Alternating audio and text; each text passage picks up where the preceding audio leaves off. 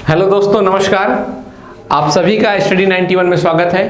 और आज हम लोग पढ़ने जा रहे हैं, जो टॉपिक आज हम लोग पढ़ रहे हैं वो फिर मैं वही कहूँगा, कोई एक सामान्य कोई सब्जेक्ट का विषय नहीं है, जबकि उनसे भी बहुत ज़रूरी है ना। आज का हमारा टॉपिक है, जो मैंने क्या बना रखा है कि हमारे पास कुछ मिथ होते हैं। जब हम तैयारी करने की शुरुआत करते हैं तो हमारे मन में कई ऐसे सवाल होते हैं, साथ में ही उन सवालों का कोई जवाब भी होता है, पर वो जवाब गलत होते हैं, है ना। और उन्हीं जवाबों के कारण कहीं ना कहीं हमारी पढ़ाई में बाधा आती है। यदि हम उनके सही से आंसर जान जाएं या सही दिशा का चयन कर लें तो शायद हमारे लिए एग्जाम बहुत सरल हो जाएगा। मैं आपको एक बार फिर यही कहूँगा कि मेहनत सब कोई करते हैं, जो भी लोग तैयारी कर रहे हैं सब कोई मेहनत कर रहे हैं, लेकिन कुछ ही लोग क्यों सिलेक्ट होते हैं? क्योंकि उनके पास सही दिशा होती है ना। जैसे मैं कहूँ मुझे जम्मू कश्मीर जाना है और मैं तमिलनाडु की तरफ चलने लगूँ, है ना, तो चल तो मैं भी रहा हूँ, मेहनत तो मैं भी कर रहा हूँ, पर मैं गलत दिशा में जा रहा हूँ। और फिर क्या होगा? फिर मुझे पहले सही दिशा में चलना होगा, पहले यहाँ से चला तो वहाँ तक पहुँचना होगा, फिर जम्मू कश्मीर के लिए चलना होगा। तो अगर आपने गलत दिशा एक बार चयन कर लिया तो आपको दुगना मेहनत करना पड़ जाएगा। और उसी दुगने मेहनत में कई लोग निराश हो जाते हैं, कई लोग हताश हो जाते हैं और बीच में तैयारी छोड़ देते हैं, है ना। तो इसलिए हम लोगों को सही दिशा में मेहनत करना है। और ये दिशा किसे पता होगी?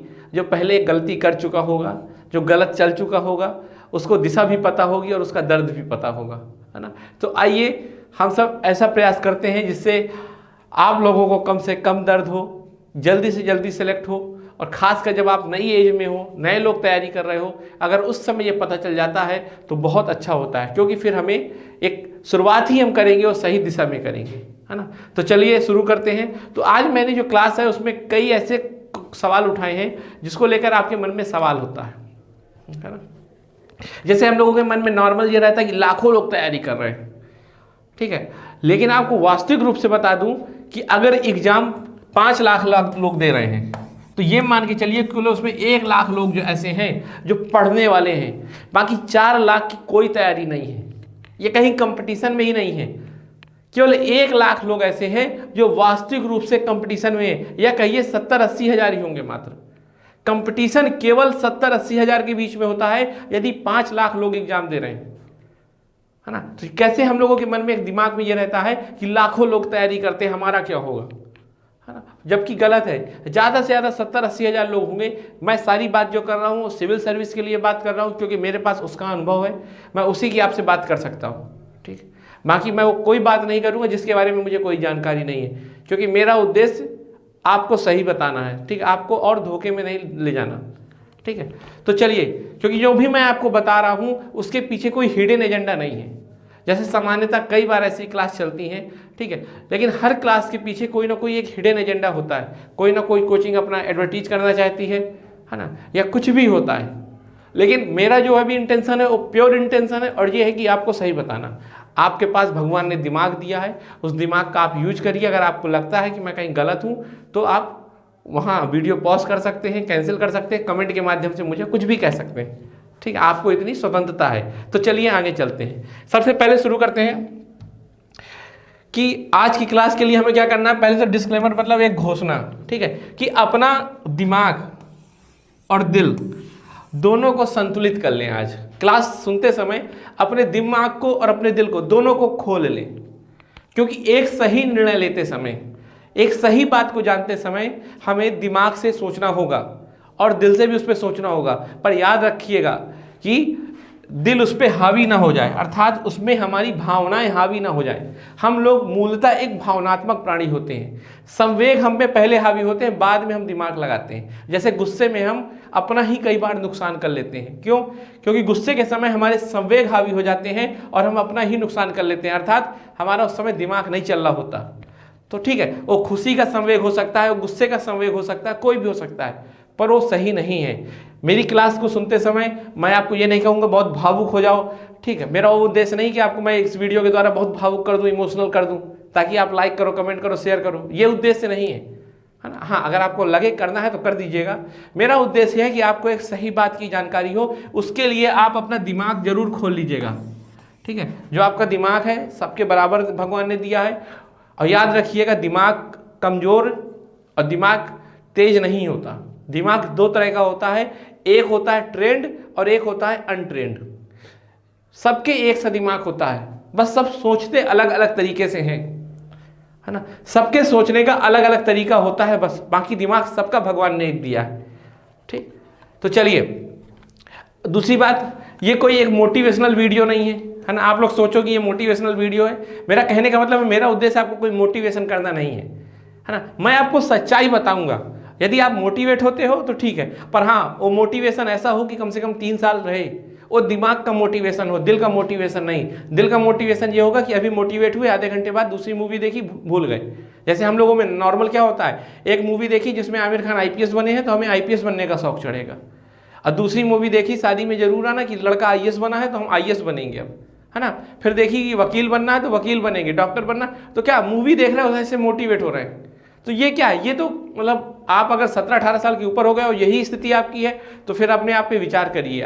आपके सपने डिसाइड हो जाने चाहिए अभी तक, है ना। बाहर से नहीं डिसाइड होने चाहिए, आपके अंदर से मोटिवेशन होना चाहिए। बाहर से मोटिवेशन जो भी होगा वो मोटिवेशन क्षणिक होगा, आज नहीं तो कल खत्म। आपने यूट्यूब में कोई आईएएस को देखा, अब मुझे आईएएस बनना है ना, क्योंकि उसके पीछे इतने पुलिस वाले खड़े हैं, ये खड़े वो खड़े, फिर बाद में ये मोटिवेशन बाहर से आ रहा है। तो बाहर से जो मोटिवेशन आएगा वो बाहर ही से चला जाएगा।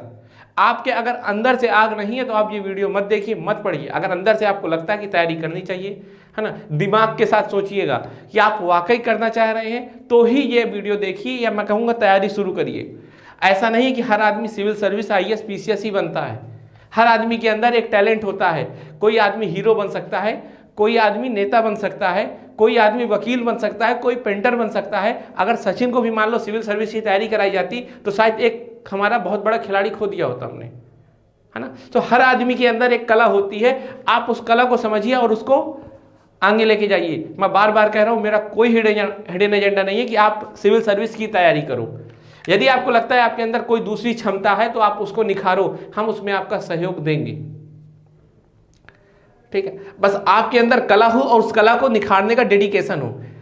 ठीक है, इसलिए मैं आपसे यही कहूंगा कि किसी के दबाव में मत आइएगा कि 4 लोग कहें वो कर दो, क्योंकि वो 4 लोग जो कह रहे हैं ना वो आपको जान ही नहीं रहे, और शायद आप उनके मन से करोगे और आपके अंदर कुछ और होगा, आप कर भी नहीं पाओगे।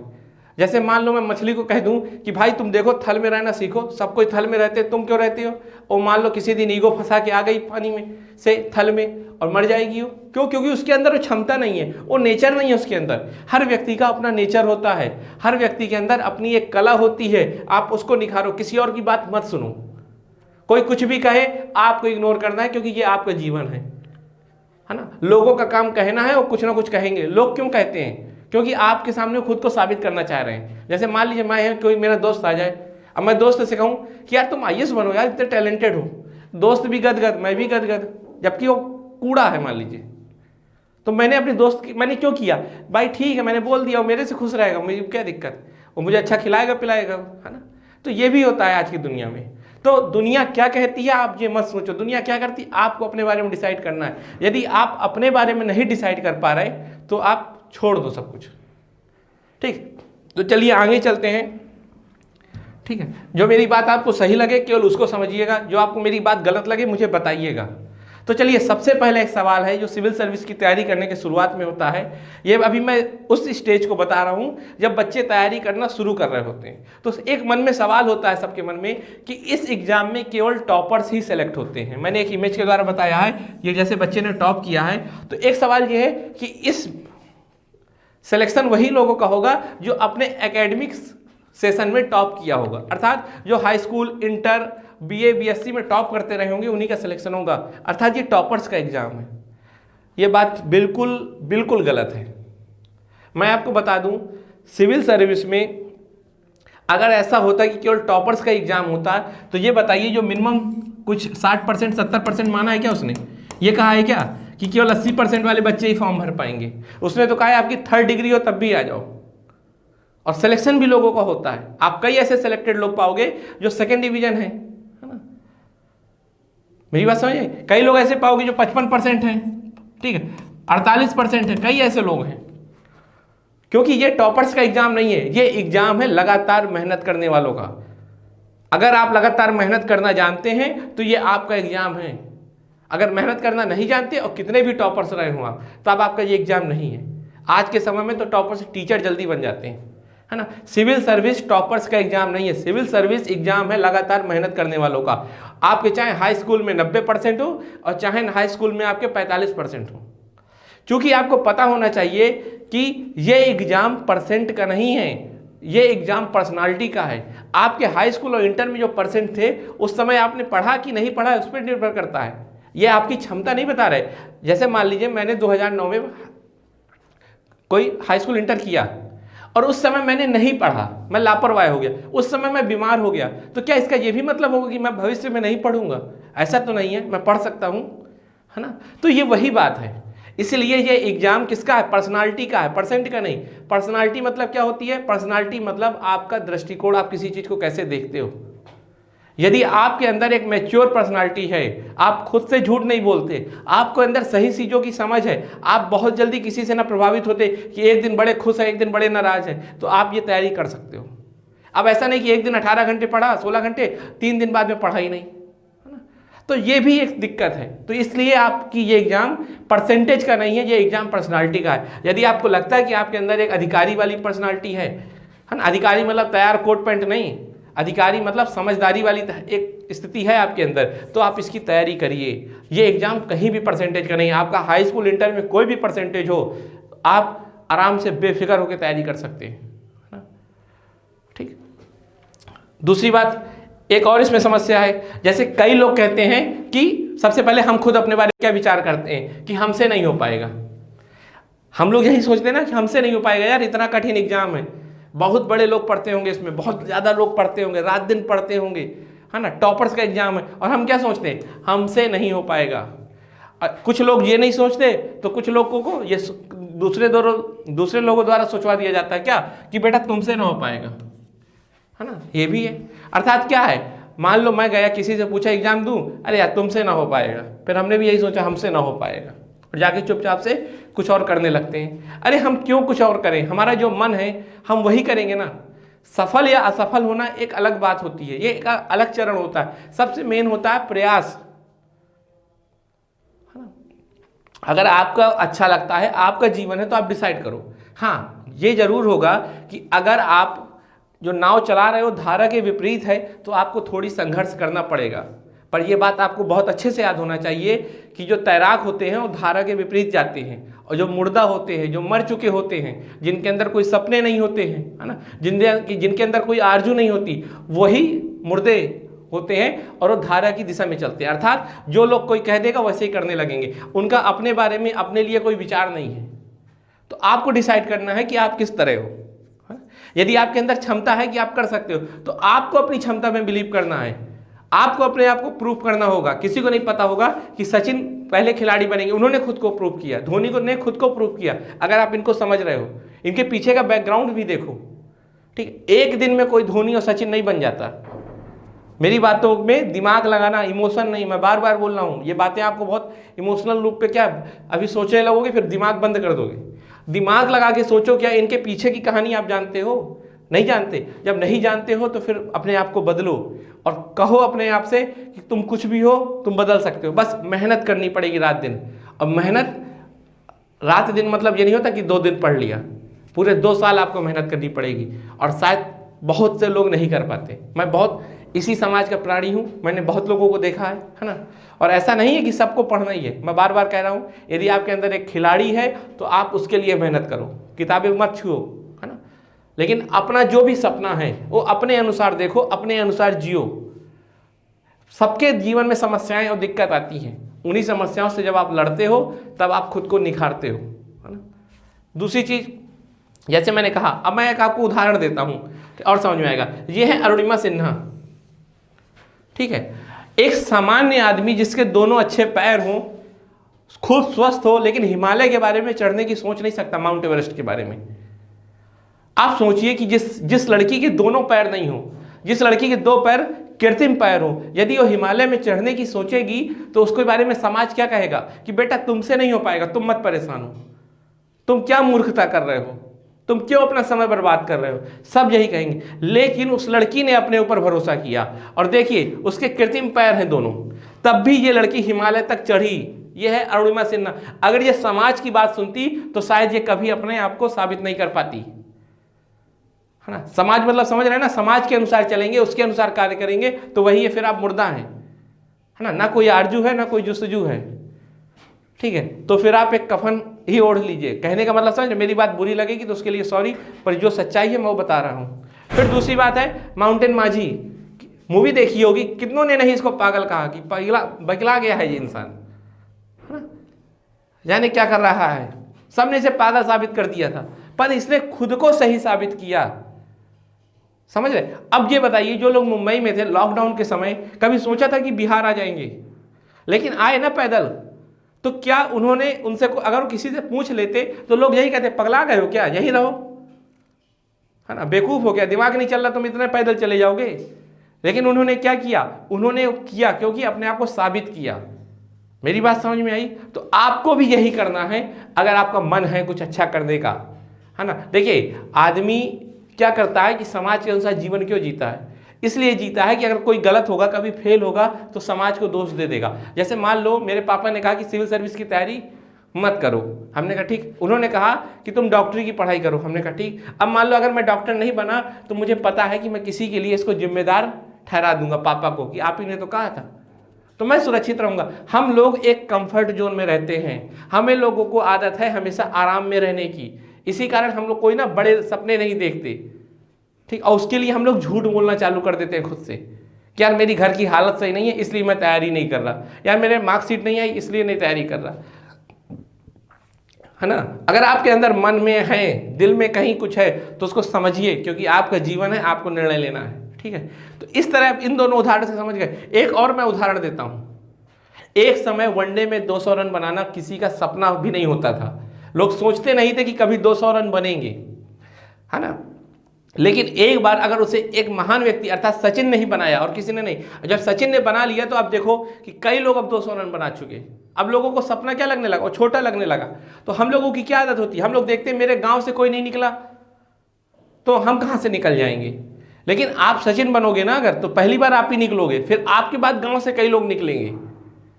अब देखिए 200 रन रोहित शर्मा को देख लीजिए, कई बार बना चुका, है ना। तो हम लोग दिमाग से अपने क्या हो जाते हैं, अपने आप को विकलांग कर लेते हैं। तो बड़ा सोचोगे अच्छा पाओगे, पर सोचना समझदारी के साथ। मेरी बार बार बात है कि फिर भावुक मत हो जाना कि नहीं ये तैयारियां करनी है, अपने घर की परिस्थितियां समझनी है, फिर उसके अनुसार तैयारी करनी है ना। हर चीज के बीच में एक बहुत संतुलन बना के अपने जीवन को चलाना होता है, यही जीवन है, ठीक। दूसरा, एक हम लोगों के मन में मिथक होता है कि रात दिन पढ़ना होता है ना, या रात दिन पढ़ो तभी होगा। तो पहली बात तो मैं आपको बता दूं कि कोई व्यक्ति रात दिन पढ़ नहीं सकता। पढ़ने की एक निश्चित क्षमता होती है जिसके अनुसार आप जो पढ़ते हो, आप देखिए, आप फिर समझिए, पढ़ाई नहीं करना हमें, केवल हमें दिमाग में कितना याद रखना है इस बात से निर्भर हो कि हमारा सिलेक्शन। यूपीएससी या यूपीपीएससी ये नहीं देख रहा कि आप 18 घंटे पढ़ रहे हो तो आपका सिलेक्शन हो जाएगा, आप 16 घंटे पढ़ रहे हो तो ये हो जाएगा। वो आपको कुछ सवाल देंगे, अगर आप उन सवाल को लगा पा रहे हो तो सिलेक्शन होगा। पढ़ो चाहे आप पूरे 24 घंटे में 25 घंटे पढ़ लो, है ना, अगर महान इतने हो गए। लेकिन आपका सिलेक्शन तभी होगा जब आप सवाल लगा पा रहे हो। और सवाल कब लगा पाओगे, जब आपको सही दिशा पता होगी, सही तरीका होगा पढ़ने का, है ना। मेहनत बस करने से कुछ नहीं होता, इसीलिए रात दिन पढ़ना जरूरी नहीं है। पढ़ना तो बहुत है, उसमें कोई शंका ही नहीं है, लेकिन पढ़ना अच्छी तरीके से। अगर आप रात दिन पढ़ते हो उससे अच्छा कम पढ़ते हो लेकिन अच्छा पढ़ते हो। अच्छे पढ़ने के तरीके हैं, वो मैं बताऊंगा आपको जब समय आएगा, ठीक। अभी तो मैं देखिए, अभी कई लोग भीड़ आती है, तो भीड़ से मुझे कोई मतलब नहीं है, ठीक है। मुझे उन्हीं लोगों से मतलब है जो सिंसियर हैं, सीरियस भी नहीं, सिंसियर मतलब जो समझदार हैं, जिन्हें वाकई कुछ करना है, ठीक। तो मेरा कहने का मतलब है रात दिन नहीं होगा, क्योंकि सिलेक्शन मेहनत से नहीं होता। सिलेक्शन होता है कि आपने मेहनत कैसे की है ना। इसीलिए रात दिन पढ़ना बस नहीं होगा, इसके लिए है आप कम पढ़ो, 5 घंटे 6 घंटे पढ़ो, लेकिन सही पढ़ो। अरे कई लोग ऐसे होते हैं जो 8-8 9-9 घंटे तो जॉब करते हैं, 10 घंटे जॉब करते हैं, और जॉब करने के बाद भी सिलेक्ट हो जाते हैं। क्यों भाई, 10 घंटे जब जॉब करेंगे तो ऐसा तो नहीं कि रात दिन पढ़ रहे हैं, वो कम पढ़ रहे हैं, पर वो जो पढ़ रहे हैं वो बहुत सही पढ़ रहे हैं। अब आप सोचो कि आप जितना दिन भर 18 घंटे पढ़ते हो मान लो, और 18 घंटे में हमें यह पता है कि आपने केवल 3 घंटे काम की पढ़ाई की, बाकी सब आपने बकवास पढ़ा है, तो ये बताइए आपकी पढ़ाई को मैं क्या मानूंगा? 3 ही घंटे तो मानूंगा, फिर आप चाहे जितना पढ़ो। फिर दूसरी बात, आप मान लो इस 3 घंटे में भी क्या जो पढ़ते हो भूल जाते हो, तो ये भी जीरो हो गई। फिर आप चाहे 16 घंटे पढ़ो, कोई मतलब नहीं, क्योंकि भूलना इंसान का स्वाभाविक गुण है। लेकिन कुछ दिमाग की प्रक्रियाएं होती हैं, कुछ पढ़ाई का एक तरीका होता है, अगर आप उनसे पढ़ोगे तो आपको नहीं भूलेगा कभी। ठीक है, जैसे मैं आपको बता रहा हूं कि एक सस्टेनेबल डेवलपमेंट गोल है, पूरे 17 गोल है। अब उन गोल को आप रटो, 17 गोल को रटो आपको शायद रटने में लग जाएगा 3-4 घंटे 5 घंटे, लेकिन मैं इसको एक बार आपको बताऊंगा तो 15 मिनट में तैयार रहेगा। क्यों? क्योंकि उसका एक कॉन्सेप्ट है, एक कहानी, अगर वो आपने समझ ली तो आपको दिक्कत ही नहीं है। जैसे मैं फिर एक उदाहरण दे रहा हूं, मान लीजिए मैं आपसे कहूं एक मूवी है ना, जैसे इस समय हाल ही के समय में बहुत चर्चित वेब सीरीज है मिर्जापुर। अब मान लो मिर्जापुर के मैं एक एक डायलॉग लिख के दूं, ये डायलॉग किसने बोला याद कर लो। अभी आपको मूवी नहीं देखी आपने, वो केवल आपको डायलॉग याद करना है, हर कैरेक्टर का नाम दूं, हर कैरेक्टर की घटनाएं बताऊं, है ना, और मैं आपके इतने बड़े नोट्स बना दूं और दे दूं आपको, कहूं रटो आप। अब आप सारे रटो, ठीक है, और कितना भी रट लेना पूरे कभी नहीं याद होंगे, लेकिन एक बार जब आप मूवी देख लेते हो तो आपको सब याद हो जाता है। फिर तो सारे कैरेक्टर आपको याद हो जाते हैं, सारी घटनाएं आपको याद हो जाती है, आप सेम टू सेम पूरी मूवी लिख सकते हो। ऐसा क्यों भाई? ऐसा इसलिए क्योंकि दोनों में कुछ अलग अलग आपका दिमाग चल रहा था। तो वैसे ही जब आप पॉलिटी पढ़ो तो क्यों ना कहानी की तरह पढ़ो, हर घटना की एक कहानी होती है। अगर कोई संशोधन हुआ है, कोई अमेंडमेंट हुआ है, तो उसके पीछे एक कहानी होगी, उस कहानी को समझ लीजिए तो अमेंडमेंट अपने आप याद हो जाएंगे। या यदि आपको पता है कि इंदिरा गांधी की कैसी नीतियां थी, उनका कैसा नेचर था, तो आपको तो उनके द्वारा किए गए सारे संशोधन याद हो जाएंगे। मेरी बात समझ आई? जैसे कहा जाए कि राजीव गांधी जी ने वोट डालने की उम्र कम कर दी, तो क्यों कर दी? क्योंकि उन्हें ऐसा लगता था कि स्मार्ट है वो, तो उनके लिए यूथ इकट्ठा होगा, है ना, तो उन्होंने कहा 21 से 18 कर देते हैं एज, तो और यूथ आएगा उनकी तरफ। हाँ, तो ये कहानी है। तो हर के पीछे एक कॉन्सेप्ट होता है, कहानी होती है। यदि आप उसको पढ़ लोगे तो ये रात दिन नहीं पढ़ना, आपको केवल सही दिशा में और कम पढ़ना है। फिर तो ये टोटल मिथक है कि रात दिन पढ़ना पड़ता है। जैसे मैंने कई कार्टून देखे, अब ये तनाव में पढ़ रहा है, अब इसका दिमाग थोड़ी चल रहा होगा। एक इंसान कितना भी अच्छा इंसान हो, दिमाग से 45 मिनट से ज़्यादा नहीं पढ़ सकता। 45 मिनट के बाद पढ़ेगा तो केवल अपने आप से झूठ बोल रहा है, उसे याद कुछ नहीं हो रहा होगा। ठीक, पढ़ाई के बहुत अच्छे अच्छे तरीके हैं, उनमें सब में चर्चा की जाएगी। आगे चलते हैं। ठीक है, आगे है कि सब कुछ पढ़ना पड़ता है ना। ये सोचते हैं कि सिविल सर्विस की तैयारी कर रही है तो हर चीज पढ़नी पड़ेगी हमें। अरे भाई, अगर ऐसा होता तो यूपीएससी व यूपीपीएससी सिलेबस क्यों देता? वो क्यों पाठ्यक्रम देता? सिलेबस क्यों देता? वो पाठ्यक्रम क्यों देता? उसने अगर सिलेबस दिया है तो सिलेबस से ही पूछता है वो। अगर उसने सिलेबस दिया है तो इसीलिए दिया है क्योंकि उसने ये कहा है कि बस इतना पढ़ लो। अरे भाई, कभी उसका सिलेबस उठा के तो देखो, आधे लोग तो सिलेबस जानते ही नहीं है कि कितना होगा, है ना। आप कोई भी तैयारी कर रहा हो लड़का, उससे पूछ लीजिएगा कि सिलेबस के पॉइंट ही बता दो, नहीं बता पाएगा। फिर वो क्या तैयारी कर रहा है ना। और फिर कहोगे कि हिंदी मीडियम वालों का सिलेक्शन नहीं होता। अरे कभी देखो कि वो सिलेबस ही नहीं देखते, जबकि एक जो समझदार लड़का होता है पहले पूरा सिलेबस देखता है 3 से 4 दिन, 3-4 दिन नहीं, 1-1 महीने लोग सिलेबस पढ़ते हैं उसका अच्छे से। आपको यही नहीं पता कि क्या पढ़ना है और आप पढ़ने चल रहे हो, आपको यही नहीं पता कि जाना कहाँ है, आप बस निकल लिए, तो फिर ठीक है, हो जाएगा जब सिलेक्शन तो हो जाएगा, है ना। ये गलती मैंने भी की, है ना, जोश में आके पढ़ाई चालू कर दी, सिलेबस ही नहीं देखा शुरू में। तो आप भी मत करो, सिलेबस देखो उसका, ठीक है। उसके सिलेबस में व्यापक चर्चा की जाएगी अगर आप डिमांड करते हो तब, है ना। तो हमें क्या करना है? हमें सारी किताबें नहीं लेनी, सब कुछ नहीं पढ़ना भाई, हमें केवल और केवल सिलेबस के अनुसार पढ़ना है। जितना उसने बताया है उस सिलेबस को अच्छी किताबों से पढ़ना है बस, है ना। अब हिस्ट्री में आप सोचो आपको सब पढ़ना है क्या? ऐसा नहीं है भाई, हमें सब नहीं पढ़ना, पूरी हिस्ट्री नहीं पढ़नी। हमें पता है केवल आधुनिक भारत पूछा जाता है यूपीएससी में, आधुनिक भारत से केवल मेंस में सवाल आते हैं, तो हमें पूरा इतिहास नहीं पढ़ना। लेकिन कई लोग पूरा इतिहास पढ़ लेंगे, तो भाई आप पढ़ रहे हो ये आपके लिए, यूपीएससी ने तो नहीं कहा ना, यूपीएससी सिलेबस में लिखी है, ठीक है, कि आधुनिक भारत का इतिहास एवं प्रमुख घटनाएं एवं प्रमुख व्यक्तित्व, तो आप केवल उनको पढ़ो ना, क्यों सब कुछ पढ़ने लगोगे आप? अब पढ़ो तो फिर आपके पास टाइम है, फिर पढ़ते रहो 3 साल 4 साल तक। है ना। तो हमें केवल सिलेबस के अनुसार पढ़ना है, सब कुछ नहीं पढ़ना। ये पूरा मिथक है कि सब कुछ पढ़ना पड़ता है, ये एक मिथक है। हमें केवल सिलेबस है, अगर यूपीएससी ने सिलेबस दिया है तो इसीलिए दिया है कि आप उसके अनुसार पढ़ो।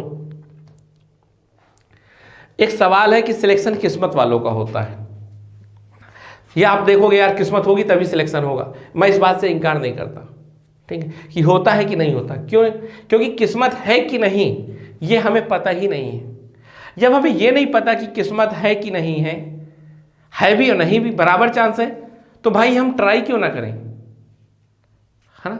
हम ट्राई क्यों ना करें। और मुझे ऐसा लगता है कि आपकी मेहनत आपकी किस्मत को बदल सकती है। जैसे मैं एक उदाहरण दूं, मान लीजिए कि पॉलिटी से एक क्वेश्चन आते हैं, है ना। जैसे मान लो कि एक लक्ष्मीकांत बुक है, ठीक है, और इससे सवाल आने हैं 100, ठीक है, और मान लीजिए 50 के आसपास कट ऑफ जाती है।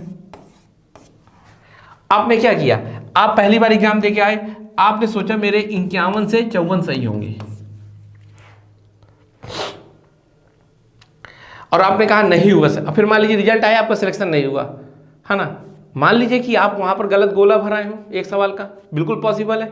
या मान लीजिए आपने जो टिक लगाया वो ना लगा के दूसरा टिक लगाया है, बिल्कुल पॉसिबल। फिर आप ब्लेम किसको कर रहे हो, किस्मत को। जबकि कमी क्या है, लापरवाही आपने की है कहीं ना कहीं, है ना। और लापरवाही गलत नहीं है, सब करते हैं, मतलब गलतियां सब करते हैं, सॉरी लापरवाही नहीं, गलतियां की होंगी, गलतियां सब करते हैं, पर गलती को सुधारना भी तो होगा, है ना। अगली बार मान लीजिए आप इसी लक्ष्मीकांत को बहुत अच्छे से पढ़ के जाओ, इससे कोई सवाल आपका आए गलती नहीं होना। और साथ में आपने ये भी प्रैक्टिस कर ली कि अब आप कोई ह्यूमन एरर नहीं करेंगे। ह्यूमन एरर मतलब जो मानव होने का हम सामान्य गलती कर देते हैं, जैसे गलत गोला भर देना, या क्वेश्चन को पढ़ना नहीं, वहाँ पूछा नहीं है, हमने टिक लगा दिया है। जैसे एक सिलेक्टेड है, एक किताब अगर आप पढ़ोगे तो ऐसे पूछा था टेररिज्म इन इंडिया, सॉरी ऐसे पूछा था टूरिज्म इन इंडिया, और वो लिख के आ गए थे टेररिज्म इन इंडिया। और जब घर आए तो बड़े खुश थे कि मेरा तो बहुत शानदार पेपर गया है। निबंध पूछा था, मैं बिल्कुल चिपक के लिख के आया हूँ, है ना, चाप दिया, बिल्कुल कुछ नहीं बचा। क्यों? क्योंकि मुझे पूरा आता था। और जब घर आके दोबारा जोश जोश में देखा तो समझ गए कि पूछा था टूरिज्म और लिखा है हम टेररिज्म, और फेल हो गए। तो क्या ये किस्मत का दोष है? ये उन्होंने गलती की होगी। यही सब अगर आप पहले कर लो, इसीलिए कहा जाता है मॉक टेस्ट दो, है ना। तो यही चीजें होती है, अगर हम कर लेंगे तो गलती नहीं करेंगे। अब आप बताओ कि सिलेक्शन कहां से रुक रहा है। स्मार्ट होने से आपके सिलेक्शन के चांस बढ़ जाते हैं, किस्मत तो आपकी वैसी ही थी ना। तो किस्मत का रोल मैं नहीं कहूंगा कि थोड़ी बहुत हो सकता है ना, 2% किस्मत का रोल होगा, लेकिन 98% तो मेहनत का है। तो आप मेहनत करो ना, और आपको किस्मत पता भी नहीं है अपनी, है ना। तो जो चीज आपके हाथ में नहीं है उस पर क्यों दिमाग लगा रहे हो? आपके दिमाग वहां लगाओ जो आपके हाथ में है। आपके हाथ में क्या है? आपके हाथ में है मेहनत। करो मेहनत, आज नहीं तो कल होगा, और सबकी किस्मत होती है, बस समय में थोड़ी अंतर हो सकता है। तो फिर अगर अधिकारी बनना है, फिर आप चाहते हो कि आप जिले में एक प्रमुख रोल पे रहो, तो भाई थोड़ी तो धैर्य रखो। मैं ऐसा नहीं कह रहा कि सिलेक्शन 1 बार में हो जाएगा, 2 बार में हो जाएगा, 3 बार में हो जाएगा। चलो 4 बार में सिलेक्शन हुआ, 5 बार में हुआ, लेकिन जब भी बनोगे तो अधिकारी बनोगे ना। अब एक टीचर बन गए आप, मान लो, केवल इस डर से कि चलो कुछ तो पाले, है ना। अधिकारी बनने के चक्कर में ऐसा ना हो कि बर्बाद हो जाएंगी। किस्मत में मान लो है नहीं, टीचर है, यही बन जाते। लेकिन एक टीचर आप बन जाओगे तो क्या करोगे? 30 साल तक क्या टीचर ही रहोगे ना। लेकिन अगर आप एक बीएसए बन गए मान लो, तो कई टीचर आपके अंतर्गत हैं। आपने 3-4 साल मेहनत ही तो ज़्यादा कर ली। तो आप ये समझो कि आप क्या कर रहे हो, 3 साल देके, 4 साल देके अपने 26 साल तो आपने अच्छे कर लिए। मैं टीचर को खराब नहीं बोल रहा, सबसे पवित्र पोस्ट होती है ना। लेकिन मेरा कहने का ये मतलब है कि एक बीएसए बन जाओगे आप, तो क्या करोगे आप लगातार अपनी लाइफ को अच्छा करोगे ना फिर, है ना। केवल 3-4 साल आपने दिए थे बस। और कोई टीचर अगर प्रमोट भी होगा तो बीएसए तो नहीं हो पाएगा, आप तो प्रमोट हो गए और ऊपर जाओगे, है ना। तो ये कहने का मेरा मतलब है, हमें सोचना है, हमें विचार करना है, हमें केवल दिमाग लगाना है, क्या सही क्या गलत। भावुक होकर कुछ मत सोचो, आप दिमाग लगाओ कि किस्मत आपके हाथ में नहीं, आपके हाथ में मेहनत है। अगर मेहनत है तो काम करो, किस्मत जो होगा देखा जाएगा, ठीक है। किस्मत आप नहीं जानते, और जब आप उसको नहीं जानते तो उसके बारे में विचार क्या करना।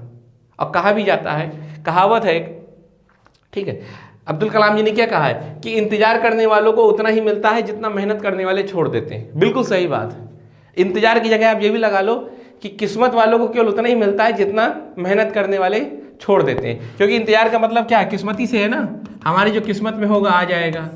तो याद रखो किस्मत वालों को केवल उतना मिलेगा जो मेहनत वाले छोड़ेंगे, है ना। आज मान लो 1 साल नहीं हुआ, आपकी किस्मत 2% मान लो खराब रही होगी, बस आपने 98% मेहनत सही करके रखो, अगले साल हो जाएगा, फिर अगले साल होगा। अपने आप को समझाओ। अब मैं ये नहीं कह रहा कि अपने आप से झूठ बोलो, जो सच्चाई है वो बोलो ना, जो वास्तविकता है। वास्तविकता क्या है? वास्तविकता तो यही है, आज नहीं तो कल होगा। और नहीं भी हुआ, असफल भी हो रहे, तो असफल होना गलत नहीं है, गलत है मेहनत ना करना। ठीक, अगर आप देख रहे हो जो लोग आज बहुत अच्छी जगह हैं, तो उसके पीछे पूरी एक कहानी है, उस कहानी को देखा करो, सफलता मत देखो, है ना। अब इस तरह तो ट्रंप भी राष्ट्रपति बने थे, अब्राहम लिंकन भी बने थे, लेकिन लिंकन के पहले की कहानी देखो आप क्या थी, और कहानी है जो उसकी पहले की, उसी ने लिंकन को महान बनाया है। इतिहास जब भी ट्रंप को और लिंकन को पढ़ेगा, तो क्या लिंकन की तुलना करेगा क्या ट्रंप से? लिंकन के सामने ट्रंप कुछ नहीं है। क्यों? क्योंकि ट्रंप के पीछे कोई कहानी नहीं, लिंकन के पीछे एक शानदार कहानी है ना। तो इतिहास हमेशा लिंकन को याद करेगा, जबकि दोनों वही राष्ट्रपति थे, पर क्यों अलग अलग है दोनों। एक अगर वास्तविक रूप से देखो, आप खुद देखो कि आप किसको पसंद करोगे, तो आप लिंकन को, क्योंकि उसके पीछे संघर्ष है, उसने सीखी है चीजें, उसको क्या बैठे बैठाए चीजें नहीं मिल गई, समझे। तो ये चीजें, इसको समझो आप। आगे चलते हैं।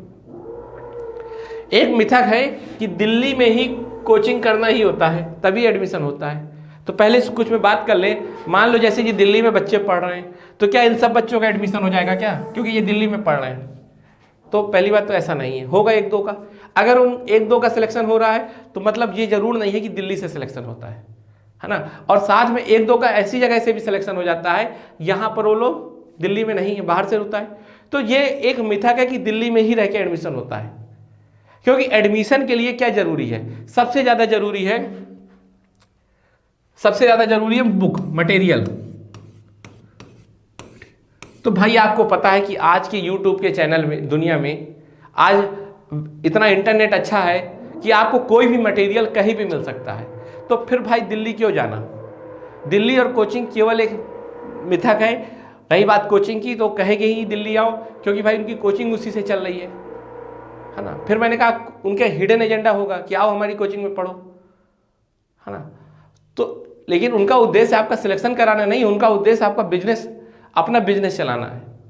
तो जब वो एडवर्टीज करते हैं ना, तो अपने बिजनेस को ध्यान में रख के करते हैं, वो आपसे उनका कोई लगाव नहीं है। और आप भी गए दिल्ली, देखा कि भाई साहब 10 रिसेप्शन में लोग बैठे हैं, कंप्यूटर एसी, क्लास ले लिया आपने ज्वाइन, आपको लगा हो गया सिलेक्शन। अरे भाई क्लास और एसी से नहीं होता सिलेक्शन। एसी से क्या, अगर वहाँ पढ़ाई की क्वालिटी देखिए आप, बुक्स, और वो सब तो बुक्स में भी है ना। तो जब आपके पास बुक है, तो फिर आपको वहाँ क्यों जाना, है ना। चलिए अगर कोई जा रहा है तो ठीक है, उसमें कोई समस्या नहीं, लेकिन सबसे ज़्यादा जरूरी क्या है पढ़ाई के लिए? बुक। और बुक के साथ एक होना चाहिए डिस्कशन, है ना, ये जरूरी है। मैं ये नहीं कहता कि डिस्कशन जरूरी नहीं है। अगर आपके साथ 1 या 2 दोस्त भी अच्छे लोग मिल जाते हैं आपके गांव में, तो आप वहाँ दिल्ली बना सकते हो। क्योंकि मैंने कहा कि आजकल सारे अच्छे से अच्छे टीचर, अच्छे से अच्छा मटेरियल यूट्यूब में है। आप यूट्यूब, बस दिल्ली में हम कहते हैं ना एक माहौल अच्छा होता है, तो माहौल का, आप दिल्ली में हर आदमी से थोड़ी बात करते होंगे, 1 ही 2 दोस्त दिल्ली में भी होते होंगे, तो 1-2 दोस्त आपके आसपास भी मिल सकते हैं। बस आप एक अच्छा अगर ग्रुप बना लोगे, तो हर जगह दिल्ली पॉसिबल है, हर जगह आप दिल्ली बना के पढ़ाई कर सकते हो। आपको बस सही दिशा पता हो, है ना। आप कहीं भी बैठ के वहीं बैठोगे, वहीं दिल्ली बन जाएगी। जब आप एक कमरे में पढ़ते हो, मान लो दिल्ली में बैठे पढ़ रहे हो, अरे दिल्ली में भी तो वही कमरा है, वही सूरज उगता है, वही डूबता है ना। तो ये मिथक है टोटल, इसको दिमाग से निकाल दीजिए। अगला, ठीक है, एक ये होता है कि पहले प्री की तैयारी कर लें, फिर मेंस की तैयारी करेंगे। अब इसको समझिएगा, ये बहुत बड़ी मूर्खता है। अब इसके कारण क्या है? लोग सोचते हैं कि 2 तरह की पढ़ाई होती है, एक होती है फैक्ट की और एक होती है कॉन्सेप्ट की। उन्हें लगता है कि मेंस में कॉन्सेप्ट आता है और प्री में फैक्ट आता है, तो चलो प्री का पढ़ते जाते हैं पहले, तो 2-3 साल तक वो फैक्ट पढ़ते हैं, और जब देने जाते हैं एग्जाम तो होता नहीं है प्री भी। पढ़ा तो तुमने प्री का था, हुआ क्यों नहीं प्री? क्योंकि आजकल प्री में कॉन्सेप्ट आता है, अब प्री में फैक्ट नहीं आता, फैक्ट के साथ साथ कॉन्सेप्ट आता है। पहली बात तो इस कारण भी, और दूसरी बात, जब तक आपको कॉन्सेप्ट नहीं पता होगा फैक्ट याद नहीं होंगे। तो जो आपने 3 साल किया था ना, अगर आप कॉन्सेप्ट के साथ पढ़ते तो आपके 7-8 महीने में सब तैयार हो जाता। तो क्या होता है, हम लोग गलत करते हैं, हम लोग पहले प्री करते रहते हैं और मेंस के समझ में कॉन्सेप्ट छोड़ देते हैं, तो फिर ना प्री होता है ना मेंस होता है। जबकि मैं आपको बता दूं कि प्री और मेंस की एक ही तैयारी होती है, अर्थात उसके लिए आपको अलग अलग बहुत ज़्यादा नहीं पढ़ना है ना, बहुत ध्यान के साथ पढ़ना है बस। जब आप बहुत ध्यान के साथ पढ़ते हो तो आपको समझ में आ जाता है कि प्री व मेंस का एक ही जैसा पेपर हो रहा है। आप देखिएगा, अधिकतर उन्हीं लोगों का प्री निकलता है जिनका बहुत अच्छा न्यूज़पेपर जो पढ़ते हैं बहुत अच्छे से। न्यूज़पेपर तो कहते हैं मेंस के लिए है, लेकिन न्यूज़पेपर पढ़ने वालों का ही प्री निकलता है ना। मैं आपको बताऊंगा, कोशिश करूंगा बताने की कि कैसे पढ़ना है ना, उसके तरीका बताऊंगा। पढ़ना तो आप ही को है, मैं बहुत हल्के से में बताऊंगा, है ना। तो इस तरह ये समझ लीजिए कि प्री और मेंस कोई अलग अलग तैयारी नहीं होती, एक साथ तैयारी होती है। ये पूरी तरह से मिथक है कि प्री और मेंस अलग अलग हैं।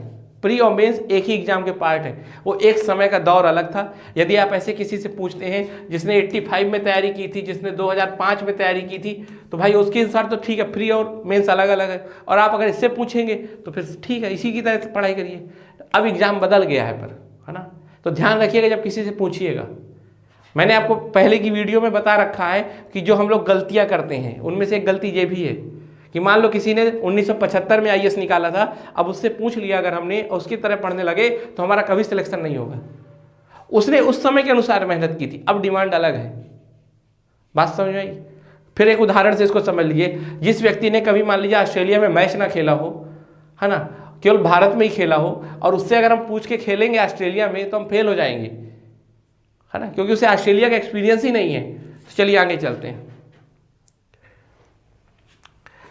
सब कोचिंग के नोट्स पढ़ना जरूरी है, ठीक है। ये होता है ना कि ये भी खरीद लो वो भी खरीद लो, पूरी अलमारी भर लो, ये बिल्कुल गलत बात है। आप यूपीएससी का सिलेबस उठाइए और उस सिलेबस के लिए एक अच्छा रिसोर्स देख लीजिए बस। जैसे हिस्ट्री पढ़नी है तो हिस्ट्री की मात्र 2 बुक देख लो बस।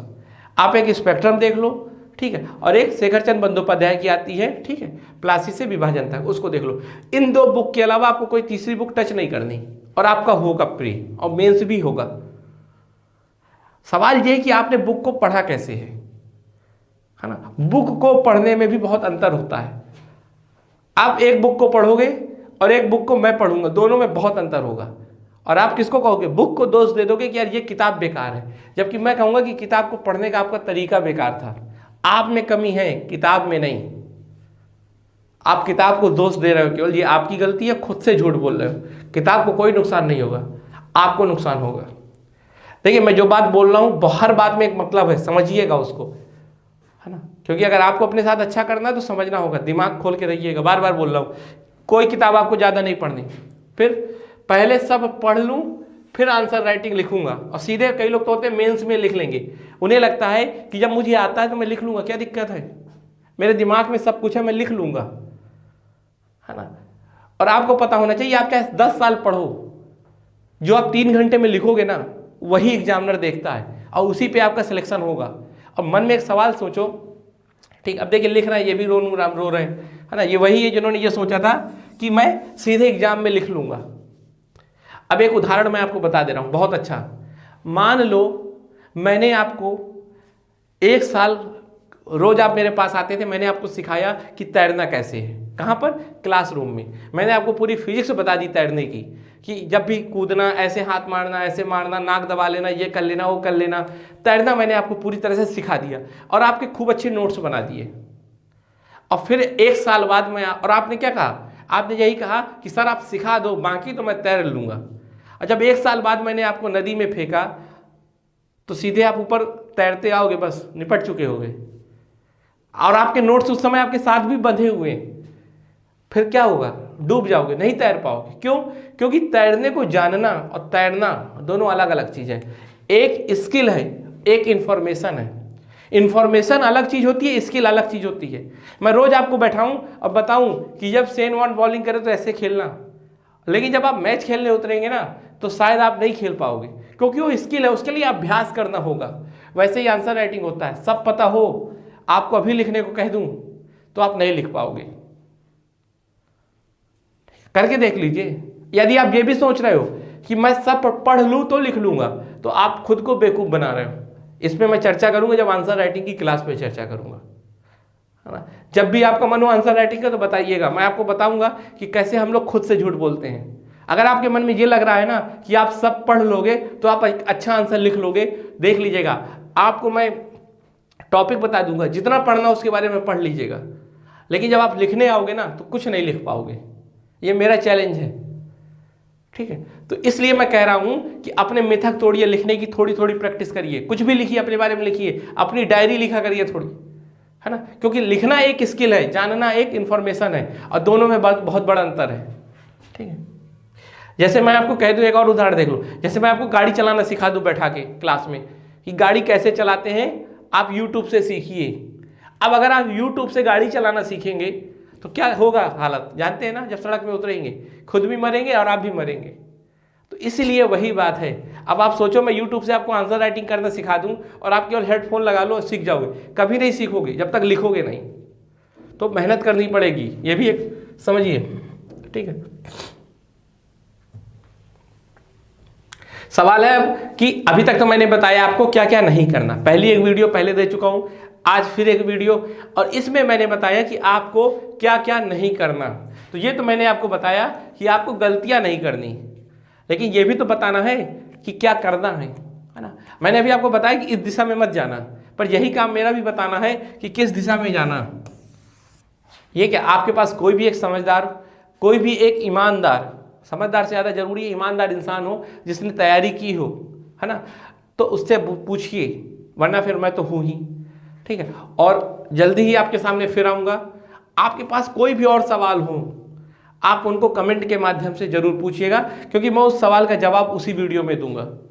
रही बात अब आपसे जुड़ने की, तो आपसे जुड़ने के लिए मैंने एक ग्रुप बनाया हुआ है, इस ग्रुप में आप जुड़ जाइए, मेरे से आप जुड़ सकते हैं, सीधे बात कर सकते हैं, आपकी कोई क्वेरी हो मैं उसका जवाब दूंगा, पर जवाब कब दूंगा इसमें थोड़ी दिक्कत है। ऐसा नहीं कि आपने जैसे पूछा मैंने तुरंत बता दिया, है ना, क्योंकि आप सोचते हो आपने किया, पर मेरे पास आप जैसे बहुत रिप्लाई आएंगे, मैसेज आएंगे, मुझे सबको बताना है। फिर दूसरा, अगर आपको कोई और दिक्कत हो रही है, जैसे ग्रुप से नहीं जुड़ पा रहे हैं, तो इस नंबर पे आप मैसेज करके कोई सवाल अगर मेरे नाम से हो तो बोल दिया करिए कि ये भाई हमारा क्वेश्चन है, योगेश सर को बता दीजिए, है ना। योगेश सर उसी तरह आपको रिप्लाई भी कर देंगे, ठीक। बस आप मेहनत करो, ठीक है, और उम्मीद है कि आप मेहनत करेंगे, ठीक। धन्यवाद।